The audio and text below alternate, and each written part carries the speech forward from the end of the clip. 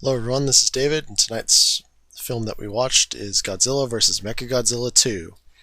Although this is technically the third time that Godzilla fought Mechagodzilla, but it is the second Mechagodzilla. So I guess the title is accurate to that statement. So what goes on in this movie? Because this movie is a little crazy. This one's pretty heavy on the kaiju action, and it's a lot of fun. So, what monsters are in this movie? Well, you got Godzilla and Mechagodzilla.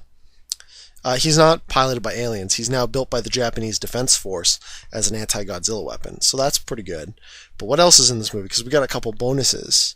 So, coming back for the first time since the original series is Rodan. He's back. And Baby Godzilla.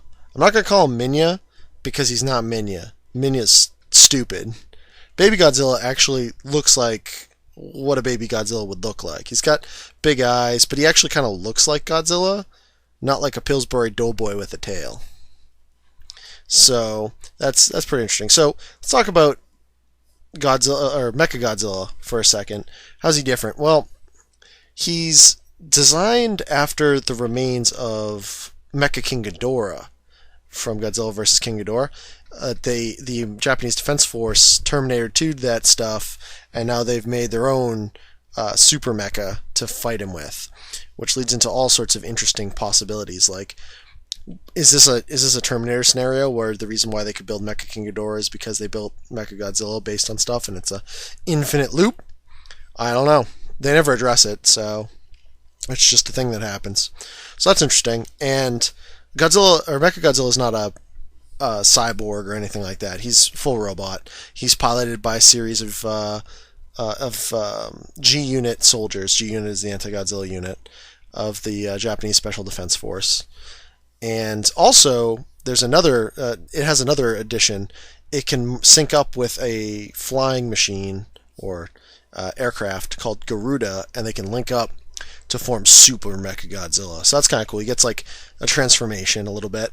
He gets giant buster cannons on his shoulders, which is pretty good. So in terms of weaponry, Mechagodzilla's got eye lasers, chest lasers. He can reflect Godzilla's energy back at him. He has missiles he can fire.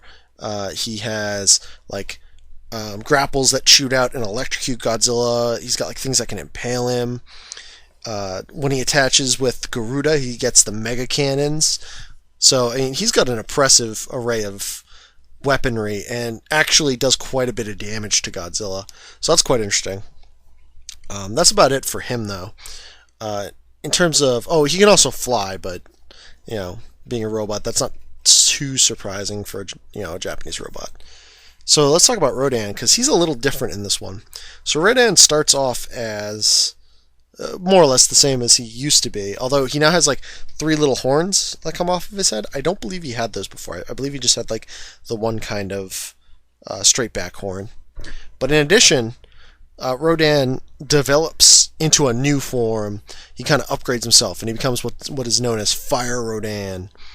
And Fire Rodan has actual abilities. Unlike his predecessor, he can actually shoot atomic breath like Godzilla. So that's pretty cool. Rodan finally gets a powerful upgrade. And also Baby Godzilla. Baby Godzilla doesn't really have any special abilities. He doesn't even blow smoke rings like Minion did. So he's like a little bit bigger than man-sized. Maybe like he's like 6-7 feet tall. So he's not like huge. And he's a vegetarian for some reason. I don't know why that is, but okay. Sure enough.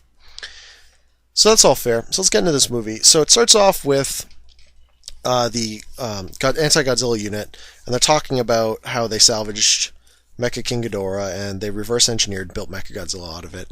They also built the Garuda, which is the flying machine, but it became outdated quickly.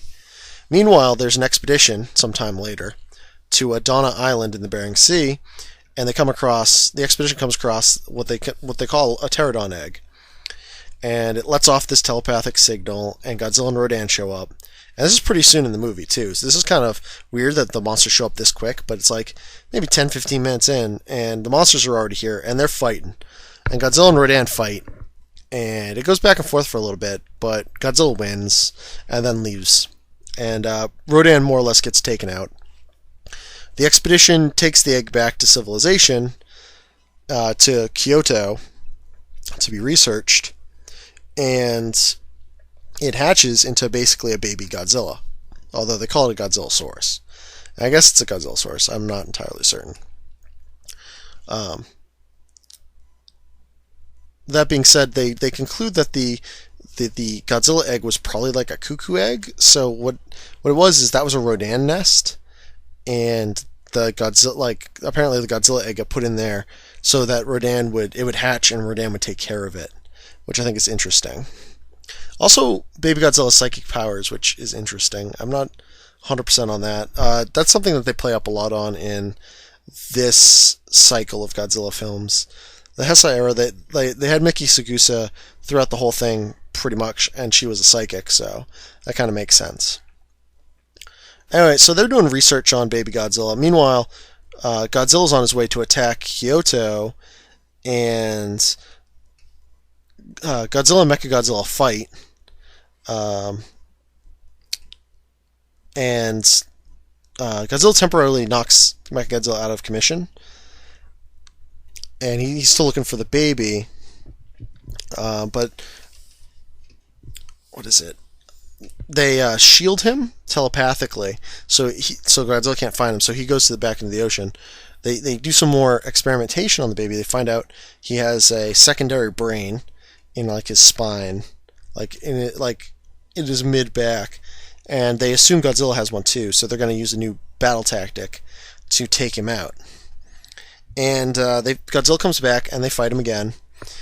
But what they weren't anticipating is actually that Rodan shows up before Godzilla does. And Mechagodzilla fights Rodan, and it's a tough fight, but Mechagodzilla ends up just thrashing Rodan and killing him pretty graphically for a kaiju movie. Kills Rodan. Rodan goes down. Well, not quite. He's not quite dead yet, but we'll get back to that in a second. So then Godzilla shows up, and he fights Mechagodzilla. And Mechagodzilla kicks the crap out of him. And he's down for the count. It's a long, bloody brawl, and Godzilla has chunks blown out of him and everything. And after that fight, he's laying on the ground. Fire Rodan gets back up and basically wills his radiation energy into Godzilla, so he'll have the strength to carry on the fight. I don't know when Rodan and Godzilla became buddies, but apparently they did. And Rodan's like, take care of the baby, and dies, giving up all of its spirit, if you will, to aid Godzilla. Godzilla fixes himself, beats the shit out of Mechagodzilla, destroys it, with a new atomic breath. He has Rodan's atomic breath now, because it's supercharged, and his back spines make a different color. So he's supercharged with way too much radiation, which might come in later. That might come up in a little bit. So Godzilla takes out Mechagodzilla. You think everyone's that was piloting is dead, but they manage all to make it out alive. And then Godzilla locates the baby, who's scared of it, but Miki Sagusa convinces Godzilla to adopt it, and they swim off into the ocean and return to the sea. I know this is a little bit of a shorter review, but it's kind of hard to do a play-by-play on the fight.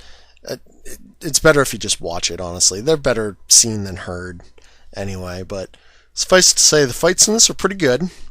There's a lot of them. I think there's about 4 technically fights. One's just kind of a long brawl, but there's 4 rounds to it. So it's pretty good. This is definitely better than what will be coming. The next movie I really feel is the weakest of the Godzilla movies, and that's Godzilla vs. Space Godzilla. It's not terrible, but it's definitely the weakest of the Heisei era. I think they were kind of running out of ideas at this point. And also, it's one of the first new ones, the new monster, wholly new monsters that he's going to fight in a while. So that'll be interesting when we tackle that tomorrow. But for the time being, good night, and we'll see you later. Tomorrow, it's Godzilla versus Space Godzilla. That's right, he's from space, and he's powerful for some reason. Alright, folks, good night.